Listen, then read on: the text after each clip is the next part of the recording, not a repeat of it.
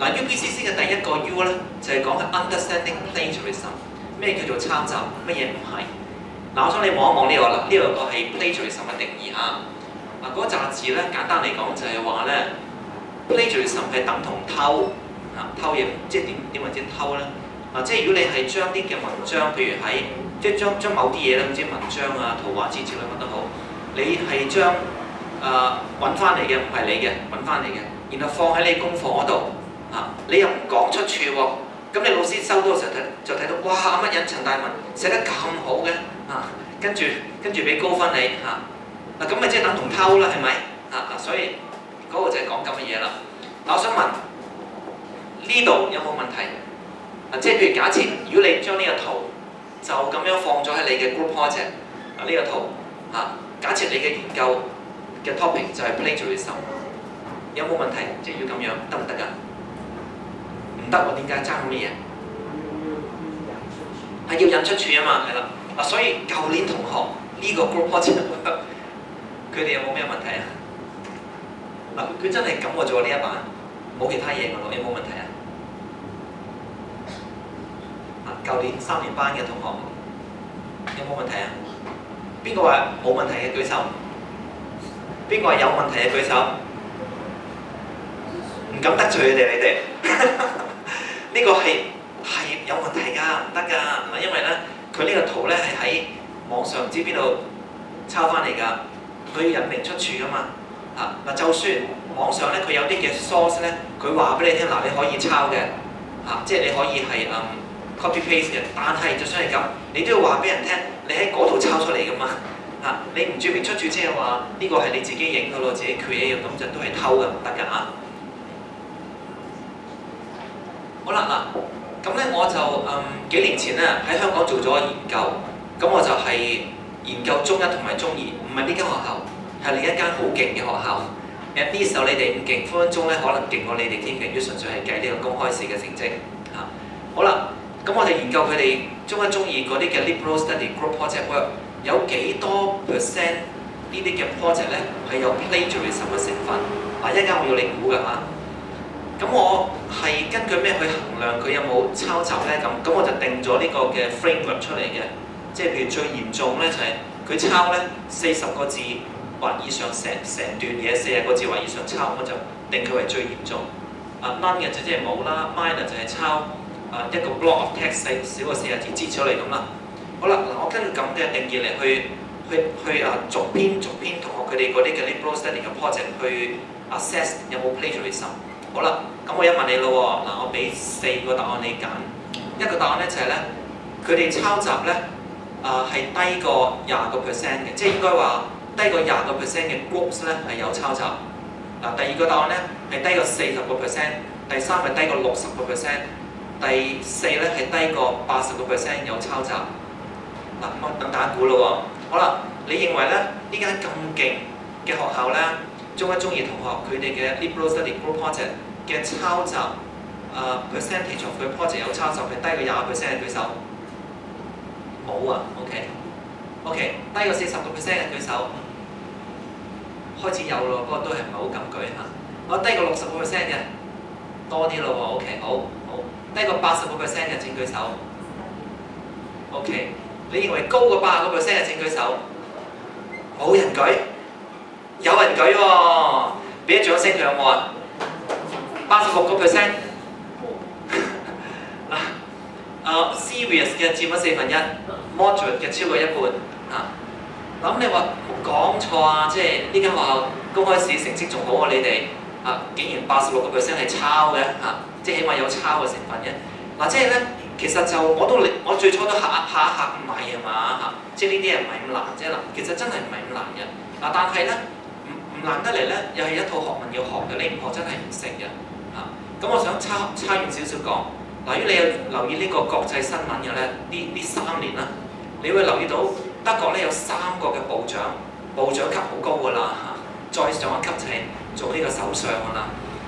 竟然過去3年咧，德國有3個部長要落台，都係因為抄襲唔知2個定3個，唔係好記得啦。係因為佢嘅博士論文係有抄襲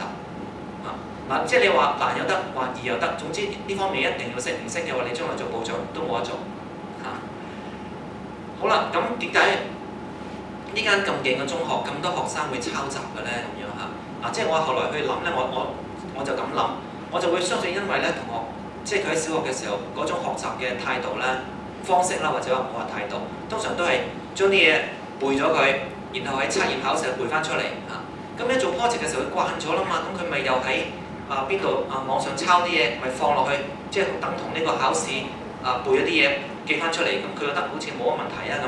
咁所以係要學就係其實咁係唔得嘅嚇，即係你做呢個 inquiry project work 咧，係要融會貫通，用自己文字表達翻出嚟。同埋如果你某啲嘅名句咧，你真係想抄，唔係唔得，但係你話俾人聽你係抄，同埋有抄得準確。嗱，我陣間會同你講要點樣抄。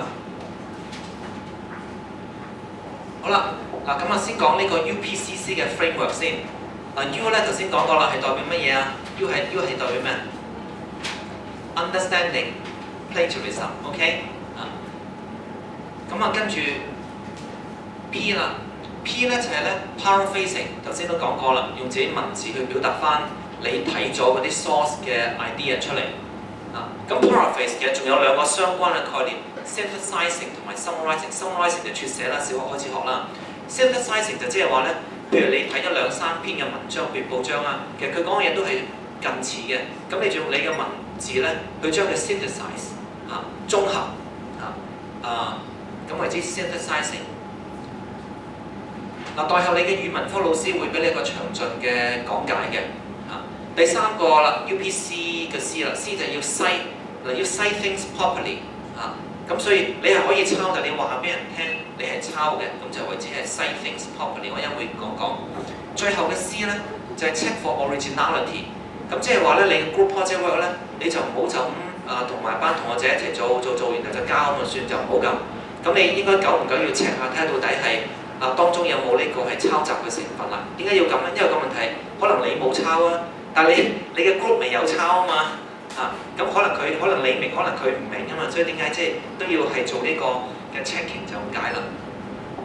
咁你 check 到你 group 未係有抄，當然你就唔好鬧佢啦，即係佢唔明啫嘛，係咪？都話啦，全港好勁嘅學校86%嘅人都抄，咁你就唔好鬧佢，你就同佢講解釋啦，即係咁抄唔得嘅跟住要點樣 cite properly， 大家學習。好啦，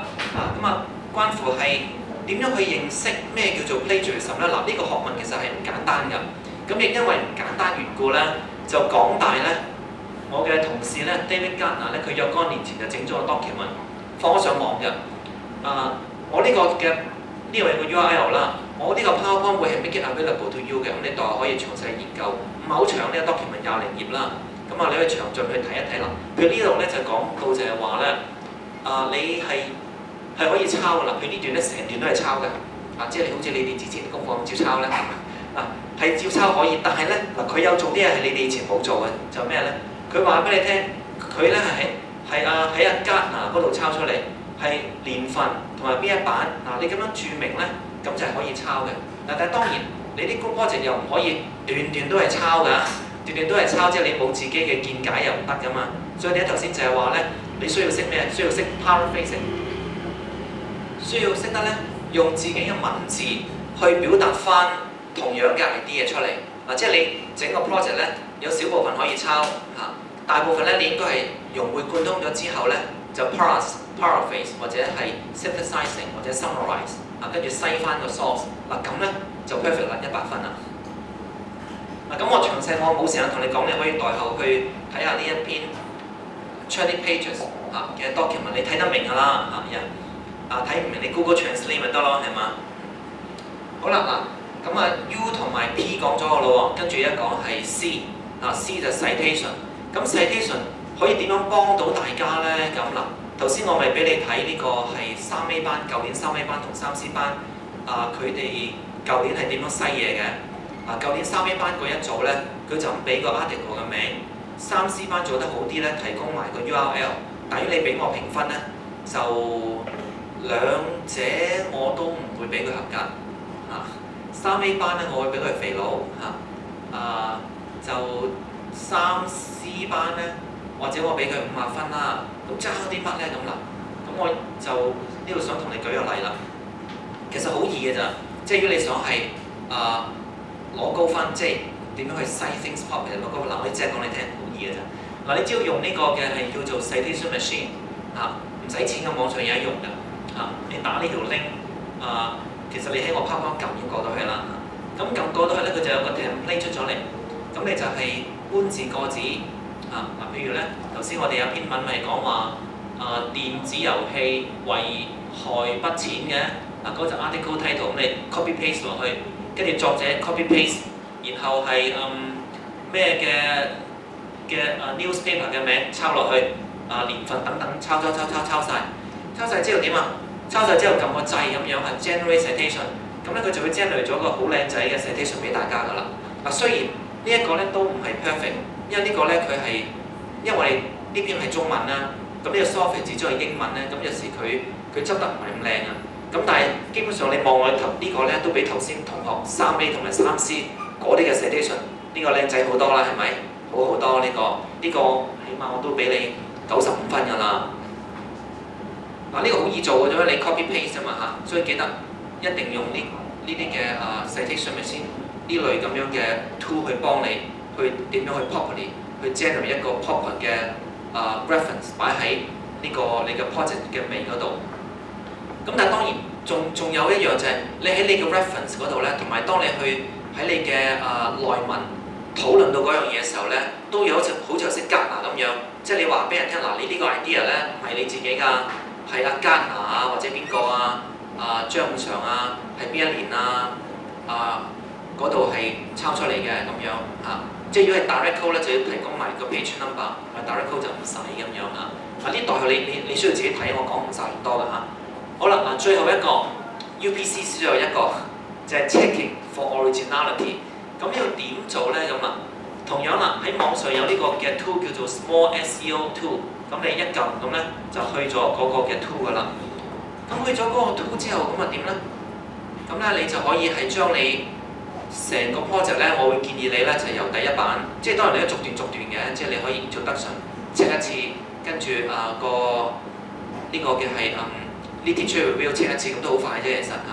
好啦，咁你 copy paste 落去撳個掣咁可以 check 㗎啦。咁佢係點 check 咧？佢基本上咧就係同你去對一對喺呢個嘅，即係等同做 Google search 咁咁睇下到底係你嗰啲文章裏邊嗰啲嘢咧，Google 揾唔揾得到嘅咁如果如果揾唔到嘅咧，咁佢就會話係唔係應該話係呢個 0% unique content， 意思即係話咧成份嘢都係抄嘅即係如果佢係揾唔到就應該係100% 都係 unique content 啦unique 即係揾唔到啦，即係好 unique 嘅嘢啦好 unique 嘅 content。好啦咁佢仲會講埋俾你聽咧，即係每一段咧喺邊度抄翻嚟嘅譬如你一撳咁咧，佢就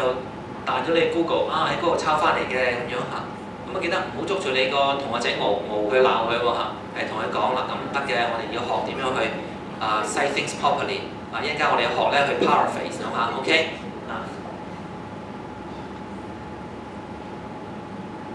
咁最後咧，我哋好似仲有係咪9分鐘時間Vincent？ 咁我就想你咧，就而家係用呢9分鐘時間 work on 你嘅 project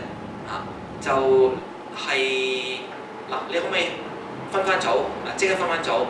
咁然後咧就即刻咧就係就住你嗰個嘅topic， 我想你即時咧用頭先嗰啲嘅嘢嚟去試一試啦，譬如起碼 Hong Kong Public Library 可以揾書其實嗰度有電子書添㗎可唔可以即刻試一試啦？分小組即刻揾一揾，跟住我 go around睇下你做成點，然後俾啲 comment 大家即刻快手得翻幾分鐘嘅啫喎，跟住一陣間打乒乓波